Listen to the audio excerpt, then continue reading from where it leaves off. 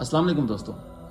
कल एक वीडियो में मैंने हिजरी के साल और मुहर्रम के महीने की मुबारकबाद दी, तो कुछ लोगों ने ये कमेंट किया कि मुहर्रम के महीने की मुबारकबाद नहीं देनी चाहिए।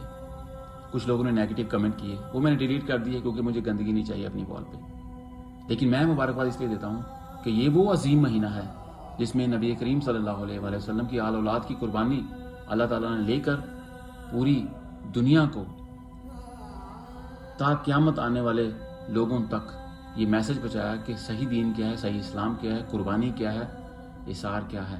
लेकिन हम आज भटक चुके हैं, फ़िरक़ों में बट चुके हैं। सिर्फ यही बताना चाहता था।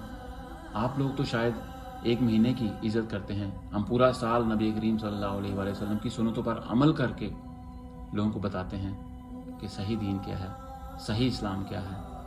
आप लोगों के लिए रहम और अक्ल की दुआ ही कर सकते हैं अल्लाह ताला से। अल्लाह ताला हम सबको हिदायत दे। आमीन। अस्सलाम वालेकुम।